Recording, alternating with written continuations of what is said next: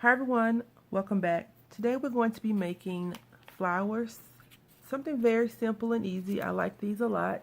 Although I wish I could, well I don't think I can't, but I haven't given it much practice to cut out circles and cut and make. But these are very easy for me, and that's what I like.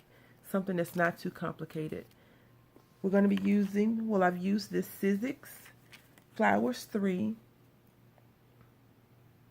And that's the number if you need it.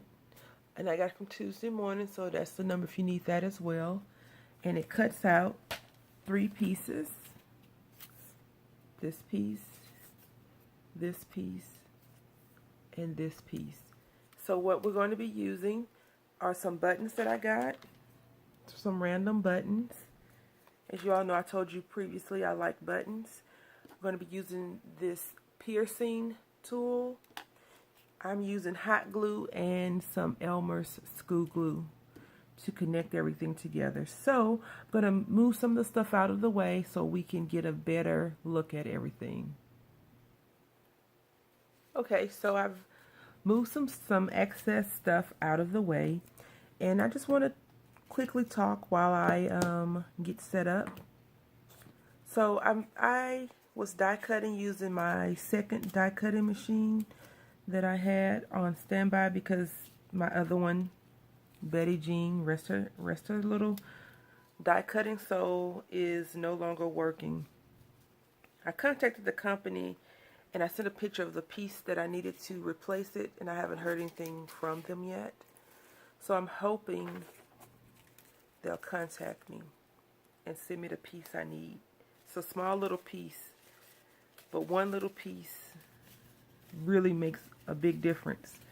While I'm talking, I don't know how long this video is going to be because my little roommate could wake up at any time, and mommy duties always take precedent over crafting fun. So I hope everyone's having a great weekend, great week whenever you're viewing this video. I think I broke my toe yesterday. I won't get into the details, but just know that flip-flops are not the ideal choice when pushing a grocery cart. And we'll leave it at that. So, let's go ahead and make some flowers. So these are die cuts that I have used. I punched out some holes using the extra paper, and I used 6x6 paper to make these flowers, the flower cuts. I also have a die that does this, and I like how it came out. I haven't glued anything on it yet. I haven't glued it together, but I'm not sure if I put too much twist into it because I'm assuming this is the bottom piece that holds it all together. I watched a few videos of people quilling and doing those things, but I haven't did enough research to be comfortable in making it. Also, the Clumsy Crafter was doing a quilling thing on one of her albums, and this is a purchase because of you, ma'am, which I needed instead of trying to figure out how to do other things. And I really like this. I'm quite sure if you do some research, you probably can find this on eBay or AliExpress for a little cheaper than what I got it for. I did use a coupon to purchase it. So anyway, we're going to go ahead and get started. And what I've done, I don't want them to match. Like, I don't want this and this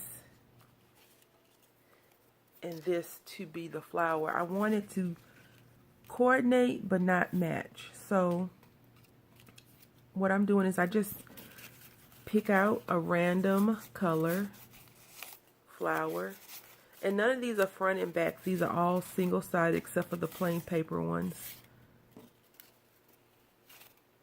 And so I'm going to choose this one right here. And then I'm going to get the second piece. And I'm going to look for something that I think will match it or coordinate with it, not totally match. So I think this piece will match it. And then I'm going to find a bottom piece or the top layer, and I think that will go good with it. But I'm going to put these little polka dots in here, And I think those look great. And then I'm just finding the bottom piece or the top piece. I don't know why I'm assembling it, but from bottom to top, but I keep referencing it as in top to bottom. And then I'm going to find a back. And the back, I think, is okay to be whatever color you want it to be. But I'm going to use this one right here. So I'll bring it up so everyone can see. And what I'm going to do is I'm going to remove the shank and I'm going to adhere it like this, so it'll be like this. And yesterday was my first time ever making die cuts for myself. Can you believe that? I have all those die cuts that you've seen, and yesterday was the first time I did something just for me. Very crazy. So now I'm just going to take, these are some wire cutters, and I'm just going to cut my shank. If you do use this, just be careful not to poke your eye out with this piece, the extra piece, or let it fly across the room. So now what I'm going to do is I'm going to take this piece, the piercer, and I am going to just curl.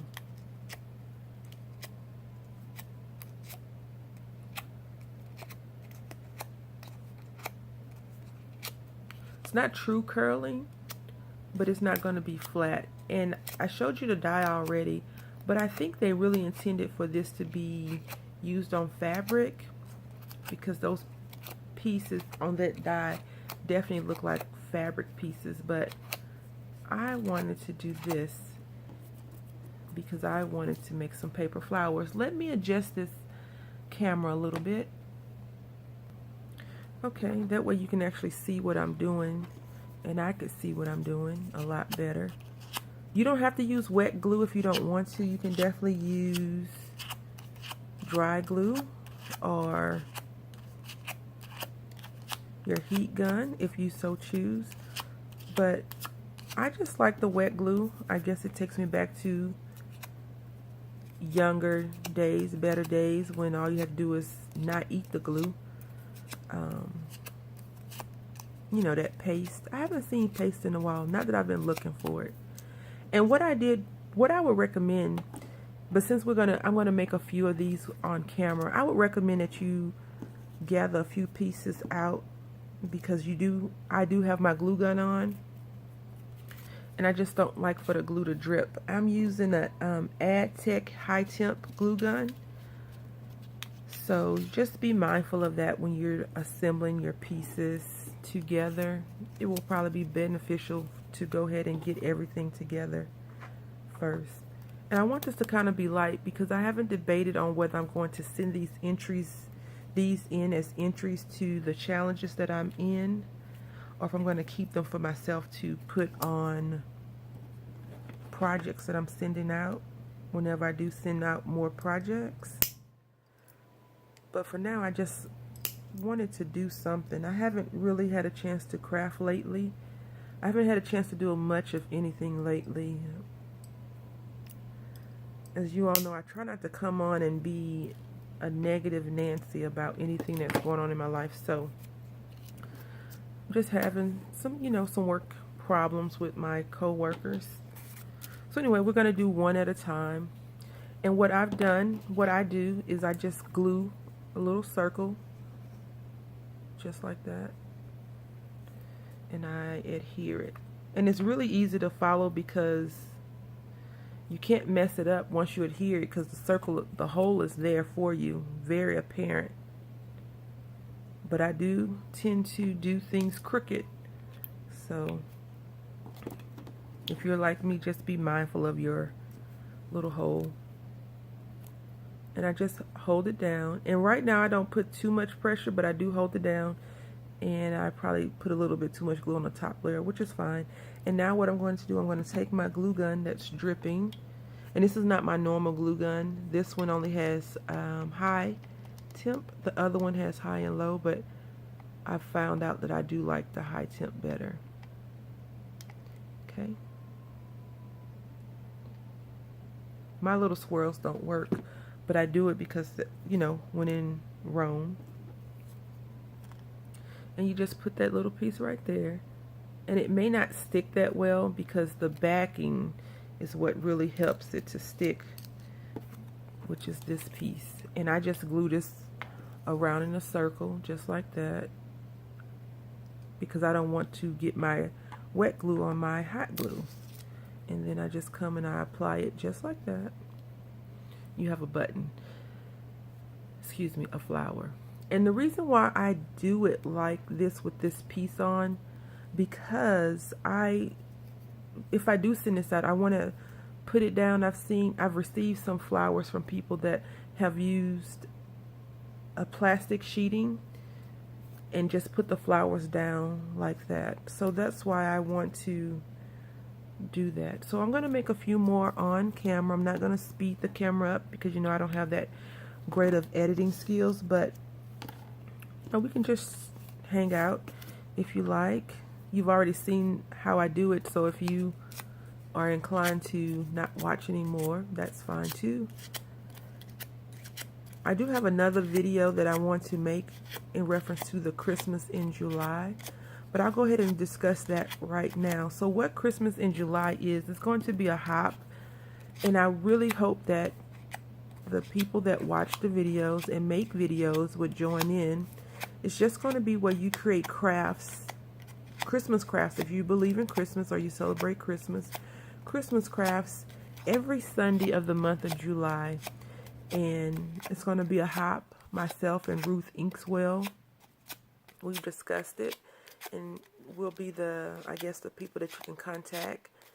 I will link that original video that we've put up in the description box, and we just want to do something fun and crafty, to help you get your Christmas started, because after July, I'm guaranteed that they're going to have a lot of Christmas decorations coming out, because after the 4th of July, it's just one more holiday that people really care about, and that's Halloween, because after Halloween, the Christmas trees and everything is going to be posted up.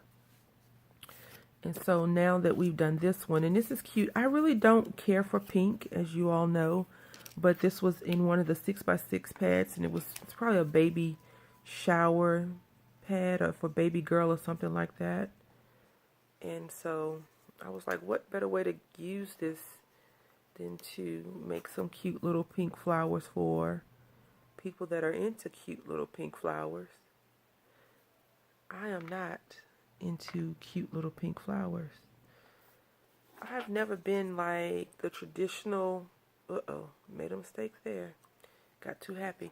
I've never been a traditional girl that likes pink and hair barrettes and stuff. When I was younger, my mom definitely put lots and lots of barrettes in my hair because I had super, super long hair. So all those pigtails she would put in my hair, which was fine because she was combing it, but my mom was very, very, very heavy-handed. If any of you have coarse hair, you know what I'm talking about. And then I decided to go natural. I don't know what I was thinking, but it's fun. I mentioned before on Instagram, actually, that my little roommate has a man bun. It's almost time for us to cut it down some. A lot of people have opinions about how you should raise your child. I think people with those opinions should probably, keep their mouth shut. But anyway, that's a different topic for a totally different day. And so now I'm just looking for something that will coordinate. And I really like this wood grain or wood coloring.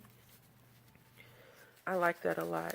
It makes me think of a manly card. You can definitely do man cards, masculine cards for that type of paper.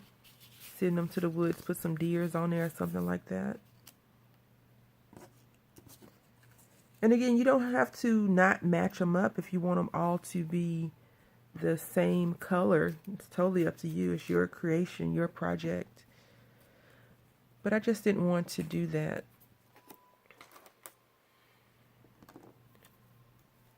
And again, we're just cutting off the shank piece. I really, really enjoy creating or thinking outside the box. And I also enjoy that I have inspiration from everyone that creates on all the different locations that I frequent, because sometimes you just need someone else's finished product to spark an idea in your head. Not true copycat work, but definitely some inspiration.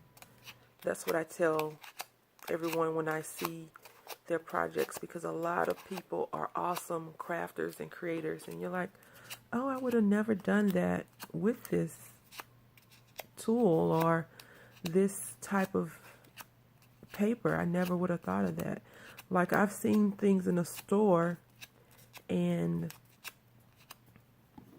I pass it up, and then someone will do a video and say they purchased it. I was like, I saw that, and you could do that with this. That's so awesome. And then I want to go out and get it, but at the same time, I know that I'm not going to be that motivated to craft that project the way the person originally showed it.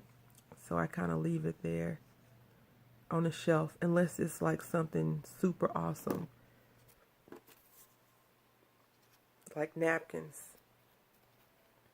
I have been collecting napkins for a while because I'm like, I know it's something I can do with napkins besides wipe my hands and mouth with. And now I have a bucket of napkins, and I've shared a few with some people here on YouTube, as well as I plan on creating some, not bottles, but I have some finished containers that I want to use. If not, I'll throw it away. And that's what I was telling the wizard. I said, I have all this junk that I've been collecting to make a junk journal, but it's really driving me crazy to create it, to keep it, because I'm not comfortable yet trying to do a junk journal. Some things I'm not comfortable with, and I don't do it because of fear of failure. But I think that once you create something, even if it's not what you truly intended it for, it can still be a creative creation that's cool. So anyway, I think I'm going to stop it here. We've made 2 or 3 on camera, and I'm just starting to ramble and chat. I don't tend to like to do that because I may start speaking my true mind. You guys will be like, what? So I'm just going to quickly, this is our last one that we made, and I really, really like how it came out. I think I may use some of my Glimmer Mist and spray some, and thanks to Very Crafty Bonet, I had seen where the Frugal Crafter said to swirl your shimmer mist, but I was so excited. So thank you for reminding me to swirl it and not shake it. I do want to share one more thing with you all, only because it's on my desk, and it's this right here. This is a paper punch that I got from Joann Fabric, and it's a Martha Stewart punch, and it's supposed to be a little tag. And it right now, well, I'm not sure about today, it's Sunday today, but they are having a sale on, they had a sale on all of Joann's, on all of Martha Stewart products, 50% off, and they have an additional 20% off right now. So this little punch came up to be about $3 and some change. But as I want to talk about it, this looks like a punch, right? But you could also turn it into a little bottle, a baby bottle, if you wanted to. All you need to do, or any type of labeling, because that looks like the nipple of a bottle right here.